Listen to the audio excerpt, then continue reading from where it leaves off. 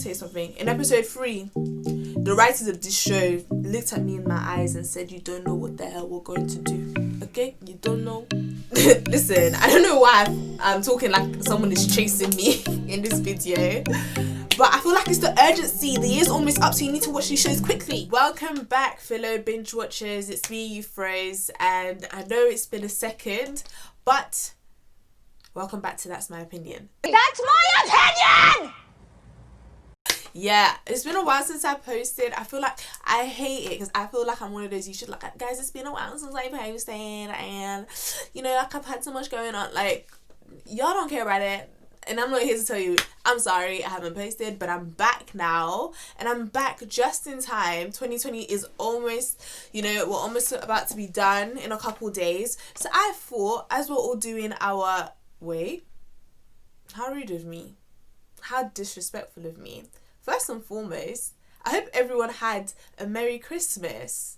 You know, Merry Christmas, long life and prosperity. I'm wishing to you. Merry Christmas, long life and prosperity. I really hope that you guys enjoyed your day celebrating, as people like to say, Jesus' birthday. Just a quick message to everyone that's watching. Jesus loves you and he died for you on that cross. But back to the reason of this video. Okay, back to why we're here.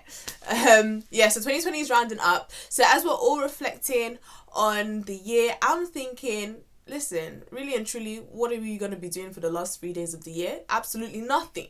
So why not give you guys some shows that you can binge before the year is up? Okay, so the first show is called Alice in Borderland. I'm going to put the statistics of the show on my left and right. But basically, it's a show on Netflix. It is a Japanese drama, so that means there's going to be subtitles. If you watch K-dramas or basically any, just... it's not everything you're gonna watch is gonna be in English. Do you get what I mean? So just read the subtitles. It doesn't matter. But yeah, so Alice in Borderland is a story of 3 friends who find themselves as the only people on Earth suddenly. Well, in Japan, let's say, because it's not like the whole world is based in Japan. And they basically find themselves stuck in a game where they have to like play they have to play every game and pass, or they die. Like, it's really like you either win or you die. So yeah, you basically follow the story of these 3 friends throughout this throughout this game in this world, and you just follow their story about how they try to figure out how did we get here and how the hell do we get out. One thing I loved about the show is that it was unpredictable. A lot of the times when you're watching like Maze Runner or Hunger Games and you have like these relationships, like these center relationships, you think that you know what's about to happen. Let me say something. In episode 3, the writers of this show looked at me in my eyes and said, you don't know what the hell we're going to do. Okay? You don't know what we're gonna do. Look at me, sure. Look at me, sure. I'm the captain now. And I love a show like that. I love a show that I go down and I think I know what's going to happen and you say, what? No. Another cool thing about Alice in Borderland that I appreciated is it's great to comment on on society and on humanity, and what does the world become, and rather who do humans become when they are put in a life or death kind of situation. So it's really reminiscent of Hunger Games, Maze Runner, those types of shows. Like if you like an action, quick, you have to think on your feet type of show, you don't know what's about to happen, you are gonna love Alice in Borderland. Listen, I don't know why I'm talking like someone is chasing me in this video, but I feel like it's the urgency. The year's almost up, so you need to watch these shows quickly. I'm sorry.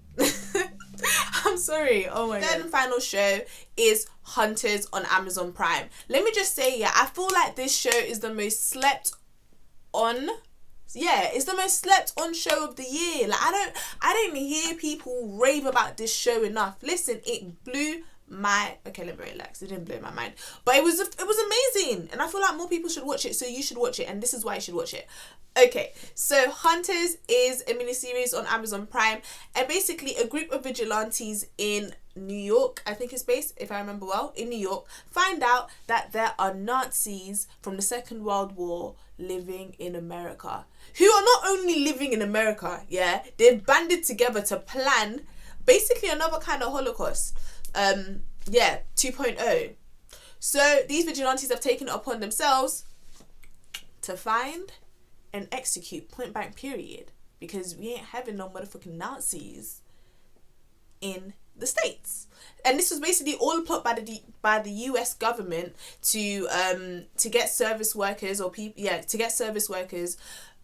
Nazis who were highly skilled into the US to kind of fill the fill the gap, to fill the market. That's basically the background of how they got into the country. And let me just say, I don't put it beyond any sort of government to pull some sneaky, underhanded crap like that. So that should literally grip you from the get-go. So if you are someone that is looking for a show that you've never, a concept that you haven't seen before. Do you get what I mean? I've never watched a show like this before. It's not your typical drama or love story that has been recycled over the years. It is a brand new, fresh concept. I'm not gonna lie to you.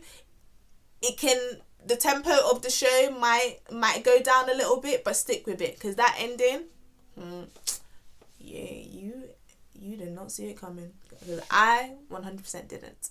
Okay, so moving on to my second show. This one is for my period show lovers, my drama lovers, I love watching love lovers. Yeah. So everyone and their mum right now is watching Bridgerton on Netflix. Listen, first and foremost, the amount of times that I say Netflix on this show, I'm looking for a partnership soon. Obviously, I'm manifesting it. 2021 partnership with Netflix, and obviously Amazon Prime and everybody else. I'm not an exclusive babe. But yes, so the show is Bridgerton, and it was literally released on Christmas Day, and I watched it the whole day. Like, I binged it like the whole day.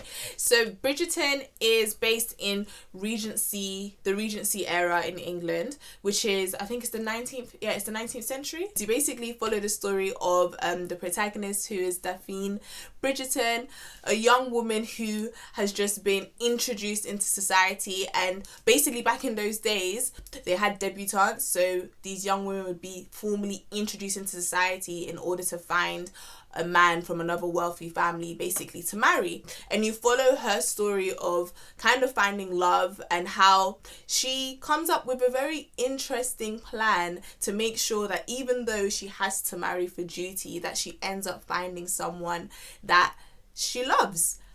And obviously this sounds like every boy meets girl, the girl is cunning story, and either way, boy and girl end up together at the end of the day. Laurels for spring. Groundbreaking. You think that is how it's gonna be, and I'm not gonna lie, episode 1 makes you think that way, but I'm telling you, Shonda Rhimes, well, everyone who works at Shondaland, everyone that was involved in this story, the writers, listen, it doesn't end up the way you think it is.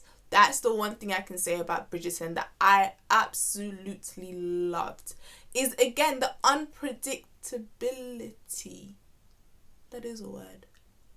Yeah. How unpredictable the show was, because obviously it's a classic love story. Like, we've read it 1,000 times. If you've been at school, if you've done English lit, you've read it. You already kind of know that women were marginalized and the importance of marriage. But they actually have a nice new kind of spin on it, and every single character, every single woman was actually in charge of their own destiny. And just the plot, from the main plot with Daphne and what's his name, that sexy man, Simon, yeah, from the main plot to the side plots that follows the stories of all of the other siblings, they were amazing. They were literally amazing. Great plots, great characters, great character development. That's the one thing I love when I feel like I've actually gone on a journey. Bridgerton is just a great watch for people that want to go back in time and see this era spoken about in another from another kind of angle. The diversity was amazing, which is, I put my hands up, that's one thing that I loved, is seeing black people of all types of complexions spoken about, not in a stereotypical way, but actually involved in high society and in places of powerful social standing. So yeah, make sure you check it out. Alright guys, so those are the 3 shows that you can squeeze in a quick binge watching right before the new year. Let me know what you think about them. Let me know if you've watched them before, definitely in the comment section. Tweet me on @that'smyopinion on Twitter, because that's where I do most of That's My Opinioning. on there. And definitely follow me on Instagram and subscribe. Thank you so much for those who have subscribed. Thank you so much for watching this video. Listen, yeah, 2021, I have some ideas in the pipeline. I've already watched some pretty cool things. I'm excited for what's about to come. Yeah, thank you for being part of my journey, and love you guys, and I will see you in the new year. That's my opinion!